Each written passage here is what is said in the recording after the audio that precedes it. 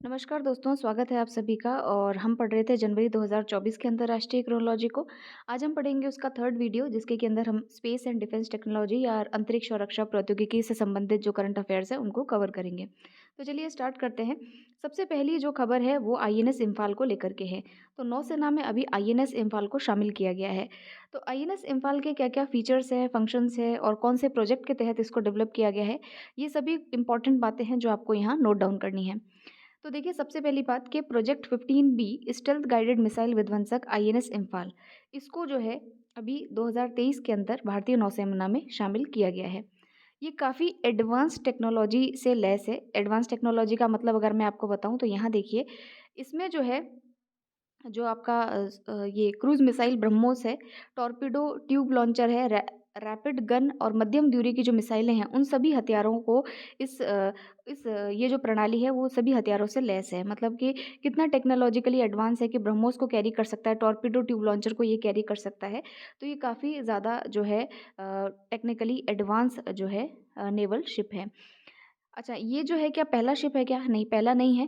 तो project 15B के तहत जो है 4 ऐसी शिप्स का निर्माण किया गया है, जिसमें 2021 में पहली शिप लॉन्च की गई थी जिसका नाम था आईएनएस विशाखापट्टनम।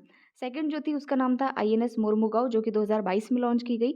और अभी ये तीसरी इसकी शिप है जिसका नाम है आईएनएस इम्फाल। तो ये इम्फाल जो नाम है मणिपुर की राजधानी इम्फाल के ऊपर रखा गया है। ये भी थोड़ा एक फैक्ट है अगर आप ध्यान रखना चाहें तो।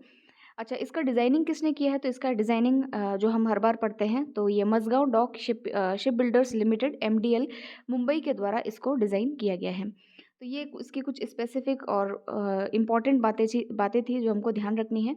अच्छा, पुरानी जो में हमारी मैगज़ीन हुआ करती थी उसमें हम प्रोजेक्ट 75 के बारे में पढ़ते थे, ये अगर आपको याद हो। अगर इससे याद नहीं आया तो अब याद आएगा, जब हमने पढ़ा था INS sorry submarine Kalvari, Vaghsheer, इनके बारे में हमने पढ़ा था। तो प्रोजेक्ट 75 जो है जो वॉरफेयर सबमरीन्स होती हैं, जिसको आप पनडुब्बी बोलते हैं, उससे संबंधित है। और प्रोजेक्ट 15B जो है ये आपके जो नेवल शिप्स हैं उनसे संबंधित है। इन दोनों में ध्यान रखना है हमको, डिफरेंस क्या है वो ध्यान रखना है। प्रोजेक्ट 75 अलग है और प्रोजेक्ट 15B अलग है। तो प्रोजेक्ट 15B के तहत जो फोर्थ जो आईएनएस लॉन्च किया जाएगा उसका नाम होगा आईएनएस सूरत, और इसको 2024 के अंदर नेवी के अंदर कमीशन किया जाएगा। तो ये इसके बारे में सारे फैक्ट्स थे। प्रोजेक्ट 15B ध्यान रखना है और इसके क्या-क्या इंपॉर्टेंट फैक्ट्स हैं जो हमने डिस्कस किए हैं। चलते हैं नेक्स्ट आर्टिकल पे। नेक्स्ट आर्टिकल है हमारा, तो सेकंड जो हमारा आर्टिकल है वो है autonomous flying wing technology demonstrator को लेकर के। ये डीआरडीओ के द्वारा जो है लॉन्च किया गया है। डीआरडीओ का जो हमारा एरोनॉटिकल डेवलपमेंट एस्टैब्लिशमेंट है, या जिसको हिंदी में वैमानिकी विकास प्रतिष्ठान है, उसके द्वारा इसको तैयार और डेवलप किया गया है। तो ये autonomous flying wing technology demonstrator आखिरकार क्या है? तो देखिए, ये जो है मानव रहित, जिसको हम बोलते हैं यूएवी, अनमैन्ड एरियल व्हीकल है, मानव रहित अ, विमान फ्लाइंग विंग है। इससे क्या होगा कि ये जो आपका यूएवी है, ये रडार से बचने में सक्षम है। रडार के सर्विलेंस के अंदर ये पकड़ में नहीं आता है। जैसे कि हमने वहाँ नेवी के अंदर पढ़ा था स्टेल्थ गाइडेड मिसाइल विध्वंसक। तो स्टेल्थ का मतलब क्या होता है कि जो रडार के सर्विलेंस में ना आए। वही यहाँ पर है कि रडार से बचने में सक्षम स्टेल्थ यूएवी के सफल उड़ान परीक्षण से भारत टेललेस कॉन्फ़िगरेशन में फ्लाइंग विंग तकनीक के नियंत्रण में महारत हासिल करने वाले देशों के विशिष्ट क्लब में जो है वो शामिल हो गया है। तो इसके बारे में कुछ ज़्यादा न्यूज़ नहीं है, इतना ही आपको ध्यान रखना है कि autonomous flying wing technology demonstrator क्या है। तो ये एक यूएवी है और इसको डेवलप किसने किया है? तो और एरोनॉटिकल डेवलपमेंट एस्टैब्लिशमेंट जो डीआरडीओ का एक संस्थान है, उसके द्वारा इसको विकसित किया गया है। नेक्स्ट आर्टिकल पे चलेंगे। नेक्स्ट आर्टिकल समर को लेकर के है। समर का फुल फॉर्म क्या है? तो इसका फुल फॉर्म है surface to air missile for assured retaliation. यानी कि आप ज़मीन से या सतह से एयर के अंदर जो है इससे वार कर सकते हैं। और इसका जो परीक्षण है, इसका परीक्षण जो है वो अस्त्र शक्ति 2023 का जो युद्धाभ्यास हुआ था उसके अंदर इसका परीक्षण किया गया था। तो ये जो हमारा एयरफोर्स स्टेशन है सूर्यलंका, वहाँ पर जो है इसको परीक्षित किया गया है। और इसकी देखिए खासियत क्या है कि ये जो है इस समर एयर डिफेंस से 2 से 2.5 मैक स्पीड रेंज वाली कोई भी जो मिसाइल होगी उसको इससे नष्ट किया जा सकता है। तो ये समर के बारे में था, इसका फुल फॉर्म ध्यान रखिएगा। वो पूछ लेंगे कि हाल ही में चर्चा में रहा समर जो है वो क्या है। तो ये एक मिसाइल सिस्टम है। ये आपको ध्यान रखना है। अच्छा, एक और मिसाइल सिस्टम है, उसके बारे में भी उसका भी परीक्षण इसी युद्धाभ्यास अस्त्र शक्ति में किया गया था, जिसका नाम है आकाश मिसाइल। तो इसने यहाँ पर रिकॉर्ड 4 लक्ष्य भेदने का जो है वो रिकॉर्ड यहाँ पर कायम किया है। तो डीआरडीओ के द्वारा ही भारत में निर्मित सतह से, ये भी सतह से हवा में मार करने वाली आकाश ने सिंगल फायरिंग यूनिट से एक साथ 4 मानव रहित टारगेट्स को नष्ट करने का रिकॉर्ड बनाया है। यानी कि इस मिसाइल ने भी एक साथ 4 टारगेट्स को जो है वो नष्ट किया है। तो ये एक अपने आप में इसका एक रिकॉर्ड कह सकते हैं। और ऐसा करने वाला जो है ये पहला देश जो है वो बन गया है। भारत जो है इस प्रकार से 25 किलोमीटर की रेंज में 4 लक्ष्यों को टारगेट करने वाला इस आकाश जो रक्षा प्रणाली है उसे टारगेट करने वाला पहला देश बन गया है। तो ये आकाश रक्षा प्रणाली जो है काफ़ी उन्नत प्रणाली है और इसीलिए हमने इसको जो है आर्मेनिया को भी अभी बेचा है। और उसके अलावा फिलीपींस, ब्राज़ील और मिस्र सहित कई देशों ने भी इस प्रणाली को खरीदने में रुचि दिखाई है। तो आकाश जो मिसाइल सिस्टम है इसको याद रखना है। और समर जो है उसका फुल फॉर्म आपको पता होना चाहिए, surface to air missile for assured retaliation.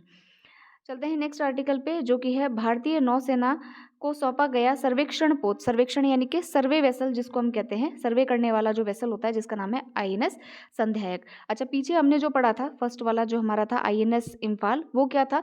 वो एक कॉम्बैट जो है नेवल था, कॉम्बैट जहाज था, कॉम्बैट युद्ध पोत जिसको हम कह सकते हैं हिंदी में। और ये क्या है? ये एक सर्वे करने वाला वेसल है। ऐसा जहाज है जो कि समुद्र के अंदर जो है वो सर्वे करेगा, या जिसको हम कहेंगे हाइड्रोग्राफिक सर्वे करने में ये सक्षम होगा। तो इसके बारे में कुछ फीचर्स हैं वो देख लेते हैं। अब देखिए इसका निर्माण किसने किया है, ये इंपॉर्टेंट बात है, वहीं पर आप इसको अंडरलाइन कीजिएगा। इसको जीआरएसी यानी कि garden reach ship builders and engineers के द्वारा, जो कि कोलकाता में है, उसके द्वारा इसको डिज़ाइन किया गया है। और ये जो 4 जो युद्ध पोत है उसके अंदर ये पहला जो है इसका जहाज है जिसका नाम क्या है? आईएनएस संधायक। तो इसके फीचर्स आपको पता होने चाहिए। आईएनएस संधायक क्या है? तो ये सर्वे वेसल है या सर्वेक्षण पोत है, ये ध्यान रखना है। कॉम्बैट पोत नहीं है, ये सर्वे पोत है, सर्वेक्षण करने वाला पोत है, जो कि हाइड्रोग्राफिक यानी कि जो हमारा समुद्र होता है उसकी गहराई के अंदर, उसकी सतह के अंदर जो भी रिसोर्सेज वगैरह हैं उसके लिए इसको यूज़ किया जाएगा। इसकी और क्या-क्या चीज़ें हैं? तो ये 3400 टन के विस्थापन क्षमता वाला 110 मीटर लंबा जहाज है। भारत का अब तक का सबसे बड़ा सर्वेक्षण पोत है। तो ये काम की बात ये थी, ये भारत का सबसे बड़ा जो है सर्वे वेसल है जिसका नाम है आईएनएस संधायक। ठीक है, इसको 2021 के अंदर लॉन्च किया गया था और अभी इसको कमीशन भारतीय नौसेना में किया गया है। नेक्स्ट आर्टिकल पे चलेंगे। भारतीय नौसेना के लिए 3 पनडुब्बी रोधी युद्धपोत जो है वो कोचीन शिपयार्ड में लॉन्च किए गए हैं। तो पनडुब्बी रोधी का मतलब अपने को पता है, एंटी सबमरीन जो वेसल्स होते हैं उनको लॉन्च किया गया है और इसको जो है कोचीन शिपयार्ड के द्वारा निर्मित किया गया है, ये आपको ध्यान रखना है। और वो 3 पोत कौन-कौन से हैं? इसको ASW कहा गया है, यानी कि एंटी जो शैलो वाटरक्राफ्ट जो होते हैं उसको कहा गया है। और 3 इसमें जो जहाज है उनका नाम है माहे, मालवन और मंगरोल। तो ये तीनों के नाम भी आप ध्यान रखिएगा, अगर नाम पूछ ले तो आपको पता होना चाहिए कि एंटी सबमरीन वेसल्स हैं जो कि अभी भारतीय नौसेना में शामिल किए गए हैं। फिर चलते हैं कि कुछ वन लाइनर्स हैं, कुछ इंपॉर्टेंट होता है तो यहाँ देखते हैं हम। अब देखिए हमारे जो रक्षा मंत्रालय है, जो डिफेंस मिनिस्ट्री है, उसने जो इंडियन कोस्ट गार्ड्स जो है उसके साथ में जो है गश्ती जहाज जो पेट्रोलिंग, वैसे आपको पता है इंडियन कोस्ट गार्ड्स जो होते हैं वो जो हमारे सीमाएं होती है, समुद्री सीमाएं होती है, वहाँ पर गश्त का काम करते हैं, गश्त को मतलब पेट्रोलिंग का काम करते हैं। तो उसके लिए कुछ गश्ती जहाज बनाने के लिए अनुबंध किया गया है। और वो जहाज जो है किसके द्वारा बनाए जाएंगे, यानी किसके साथ में अनुबंध किया गया है? तो ये Mazagon dockyard ship builders limited के साथ जो है इसको अनुबंध को किया गया है। फिर देखिए एक मल्टी बैरल रॉकेट लॉन्चर प्रणाली है, इसके बारे में आपको पता होगा क्योंकि हम कई बार इसके बारे में पढ़ चुके हैं। तो पिनाका क्या है? तो पिनाका जो है एक मल्टी बैरल रॉकेट लॉन्चर प्रणाली है और इसकी खरीद के लिए जो है रक्षा खरीद परिषद ने जो है 2800 करोड़ के प्रस्ताव को मंजूरी भी दी है। तो ये इंपॉर्टेंट बात है, ये ध्यान रखिएगा कि ये कितने की खरीद है वो छोड़िए। पिनाका क्या है? तो ये मल्टी बैरल रॉकेट लॉन्चर प्रणाली है। फिर देखिए अन्य किसी देश से नहीं मिल पाने के कारण इसरो ने जो गगनयान है, जो मानव मिशन है हमारा गगनयान, उसके लिए किस सिस्टम को स्वदेशी रूप से विकसित करने का निर्णय लिया है? तो अभी देखिए इसका नाम है environmental control and life support system. तो ये कोई देश हमको जो है नहीं डेवलप करके दे रहा था, तो अब स्वदेशी रूप से इस environmental control and life support सब सिस्टम को गगनयान के लिए खुद ही स्वदेशी रूप से तैयार किया जाएगा। फिर देखिए नासा जो है उसने मंगल ग्रह पर रोवर का संचालन करने वाली पहली भारतीय महिला जो है, वहाँ के एक वैज्ञानिक हैं जो कि मंगलयान के रोवर पर संचालन करने वाली पहली भारतीय महिला बन गई है। उनका नाम क्या है? तो ये डॉक्टर अक्षता कृष्णमूर्ति इनका नाम है, जो कि नासा में कार्यरत हैं। फिर देखिए, भारतीय नौसेना को कौन-सा तीसरा जो है बार्च गोला बारूद सह टॉर्पीडो सह मिसाइल जो है वो सौंपा गया है। तो इसका नाम है LSAM 17 यार्ड 127। फिर है कैम्ब्रिज विश्वविद्यालय के खगोलविद रॉबर्टो मेओलिनो की टीम ने किस आकाशगंगा में अब तक का सबसे पुराना ब्लैक होल जो है वो खोजा है? तो उसका नाम है GNZ 11। तो ये क्या है? अब तक का सबसे जो है कौन से ये आकाशगंगा नाम है जिसका नाम है GNZ 11, जहाँ पर कि सबसे पुराना ब्लैक होल जो है वो खोजा गया है। फिर नेक्स्ट देखिए, देश की रक्षा अधिग्रहण परिषद ने वायुसेना के लिए 97 तेजस लड़ाकू विमान के अतिरिक्त और कौन से हेलीकॉप्टर खरीदने को मंजूरी दी है? तो ये जो है आपके एलसीएच एलसीएच यानी कि लाइट कॉम्बैट हेलीकॉप्टर, जिसका नाम है हेलीकॉप्टर प्रचंड। तो इसके बारे में आपसे पूछा जा सकता है कि हाल ही में ये जो चर्चित नाम रहा है, इसका ये क्या है? ये प्रचंड क्या है? तो प्रचंड हेलीकॉप्टर का नाम है। तो इसमें जो है देखिए, इसका जो है ये एकमात्र ऐसा हेलीकॉप्टर होगा जो 5000 मीटर एल्टीट्यूड पे जो है एल्टीट्यूड पर जो है वो जा सकता है। तो ये कॉम्बैट हेलीकॉप्टर है, ये ध्यान रखना है, यानी कि लड़ाई में इसको जो है वो यूज़ किया जाएगा और इसका नाम क्या है? प्रचंड हेलीकॉप्टर है, ये ध्यान रखना है। फिर देखिए, देश की रक्षा अधिग्रहण परिषद ने ये छोड़िए, ये काम का नहीं है। फिर है स्पेस रोड मैप 2047 में इसरो ने भारतीय अंतरिक्ष स्टेशन का पहला संस्करण किस वर्ष तक बना लेने का लक्ष्य रखा है? तो अंतरिक्ष के अंदर जो हमारा स्पेस स्टेशन होगा, उसके लिए एक रोड मैप रखा गया है जिसका नाम है स्पेस रोड मैप 2047, और लक्ष्य ये है कि 2028 तक हम हमारा खुद का जो है एक अंतरिक्ष या स्पेस स्टेशन जो है वो बना लेंगे।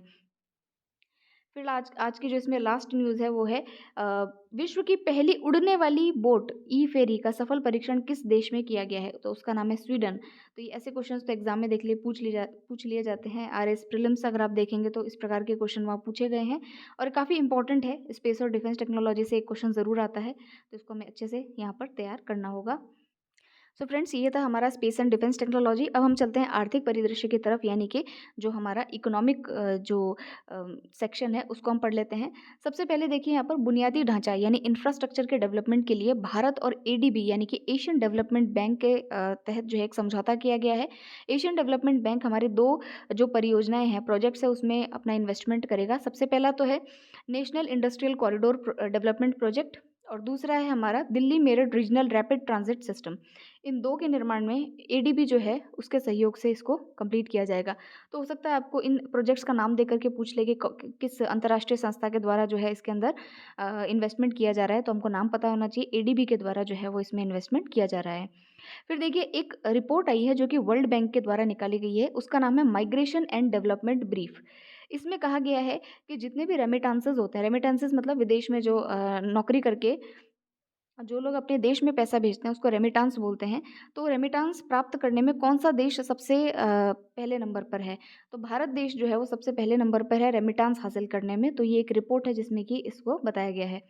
तो रेमिटांस फ्लो में जो है वो फ्लोज़ के अंदर सबसे ज़्यादा $125 बिलियन का जो है रेमिटांस हमारे भारत में इस बार आया है। तो सबसे पहले नंबर पर भारत है, उसके बाद देखें तो मेक्सिको है, चाइना है, फिलीपींस, मिस्र वगैरह है। तो लेकिन सबसे ज़्यादा कहाँ रेमिटांस आता है? तो वो इंडिया में आता है। फिर देखिए, नेक्स्ट है प्रधानमंत्री ने सूरत डायमंड एक्सचेंज जो है इसका उद्घाटन किया है। तो ये एक बहुत बड़ी बिल्डिंग है, सबसे बड़ा ऑफिस कॉम्प्लेक्स इसको कह सकते हैं। अमेरिका का जो पेंटागन है वो पहले सबसे बड़ा जो है ऑफिस कॉम्प्लेक्स हुआ करता था। अब सूरत डायमंड एक्सचेंज बनने के बाद में जो है इसको सूरत डायमंड एक्सचेंज और सूरत डायमंड बोर्स दोनों नाम से जाना जाता है। तो अभी सबसे बड़ा जो है वो ऑफिशियल कॉम्प्लेक्स हो जाएगा। इसमें क्या-क्या किया जाता है? तो यहाँ देखिए, जो project diamond research and mercantile dream city का ये एक हिस्सा है, और इसमें अंतर्राष्ट्रीय हीरे आभूषण व्यवसाय के लिए दुनिया का सबसे बड़ा और सबसे आधुनिक केंद्र जो है यहाँ पर स्थापित किया जाएगा। मतलब आभूषणों के साथ जो-जो व्यापार होता है वो सारा जो है वो यहाँ पर इस ऑफिस में किया जाएगा। फिर एक और रिपोर्ट है जो कि कहती है, रिपोर्ट का नाम है पीरियोडिक लेबर फोर्स सर्वे, और ये रिपोर्ट कहती है के जो स्नातक होते हैं, जो ग्रेजुएट्स होते हैं, उसमें अभी बेरोज़गारी की जो दर है, वो 13.4% तक डिक्रीज़ हुई है, यानी कि उसमें कमी देखने को यहाँ पर मिली है। और ये जो बेरोज़गारी दर है, ये सबसे कम बेरोज़गारी दर आपको चंडीगढ़ में देखने को मिलेगी, उसके बाद दिल्ली का स्थान आता है। मतलब 15 और उससे ज़्यादा वर्ष के जो बच्चे हैं, उनमें सबसे कम बेरोज़गारी दर यहाँ पर देखी गई है ग्रेजुएट्स में। तो ये ध्यान रखना है बस कि एक सर्वे है और कभी ऐसे वगैरह लिखने में ये काम आ सकता है। पीरियोडिक लेबर फोर्स सर्वे के द्वारा है, जो कि सांख्यिकी और कार्यक्रम मंत्रालय, जिसको हम ministry of statistics and programme implementation यानी मोस्पी के द्वारा जो है इस पूरे इसको लॉन्च किया गया है, निकाला गया है। सबसे ज़्यादा बेरोज़गारी दर अंडमान निकोबार में इसने बताई है, फिर लद्दाख है। तो खैर इतना तो याद नहीं रखना है अपने को, बस थोड़ा-सा इतना आंकड़ा याद रह जाए कि कहीं लिखने की बारी आए तो हम उसको यूज़ कर सकें। फिर देखिए नेक्स्ट जो है, आरबीआई ने अपनी मौद्रिक नीति समीक्षा में रेपो दर को अपरिवर्तित रखा है। तो सबसे पहले तो मॉनेटरी पॉलिसी कमेटी एक 6 सदस्यीय समिति होती है। इसका एक्स ऑफिशियो जो चेयरमैन होते हैं वो गवर्नर होते हैं खुद आरबीआई के, जो कि अभी शक्तिकांत दास हैं। तो ये बाई मंथली यानी कि हर 2 महीने में अपनी जो मॉनेटरी पॉलिसी है उसको जारी करती है। अगर आपको थोड़ा मॉनेटरी पॉलिसी के बारे में बताऊँ तो जो इन्फ्लेशन कंट्रोल होता है, महंगाई को नियंत्रित करने में अगर जो आरबीआई है उसके द्वारा मॉनेटरी पॉलिसी जो है, उसको मॉनेटरी पॉलिसी के जो टूल्स हैं उनको यूज़ किया जाता है, जिसमें आपने repo rate, reverse repo rate, CRR, SLR, MCLR, इन सब के बारे में आपने बैंक रेट वगैरह के बारे में पढ़ा होगा। इनको यूज़ करके आरबीआई जो है महंगाई को नियंत्रित करती है। अगर सरकार की बात की जाए तो सरकार जो है अपनी फिस्कल पॉलिसी के द्वारा जो है महंगाई को नियंत्रित करती है। तो ये दोनों में एक बेसिक सी बात है। और इस बार इन्होंने कहा है कि फिर से जो है 5वीं बार लगातार रेपो रेट को जो है अपरिवर्तित रखा गया है। रेपो रेट क्या होती है? तो रेपो रेट वो रेट होती है जहाँ पे जो कमर्शियल बैंक्स है वो आरबीआई से जो है वो लोन बोरो करते हैं या मनी लेंड करते हैं, तो वो उस रेट पर या रेपो रेट पर जो है उसको लेंड किया जाता है। तो उसको अभी अपरिवर्तित रखा है, 6.5% ही यहाँ पर रखा गया है। उसमें काफ़ी सारे जो है उन्होंने बताया कि भई जो मुद्रास्फीति है उसको कंट्रोल करने के लिए जो है इसको यूज़ किया गया है। कई सारी बातें हैं, जो है फूड प्राइसेस जो है उसमें थोड़ा फ्लक्चुएशन देखने को मिला है, इसलिए इसको जो है अपरिवर्तित रखा है। काफ़ी सारे रीज़न्स इसमें दिए गए हैं। फिर चलते हैं नेक्स्ट आर्टिकल पे, जो कि है केम्पेगौड़ा का टर्मिनल 2 दुनिया के सबसे खूबसूरत हवाई अड्डों में शामिल किया गया है। तो बेंगलुरु का जो केम्पेगौड़ा अंतर्राष्ट्रीय हवाई अड्डा है, उसका जो टर्मिनल 2 है, उसको विश्व के सबसे खूबसूरत हवाई अड्डों में से एक की जो है वो मान्यता दी गई है। इसके साथ ही इस हवाई अड्डे को यूनेस्को के प्रिक्स वर्सेल्स द्वारा इंटीरियर के लिए भी विशेष पुरस्कार यहाँ पर दिया गया है। तो ये एकमात्र भारतीय हवाई अड्डा है जिसको कि ये प्रतिष्ठित जो सम्मान है यहाँ पर दिया गया है।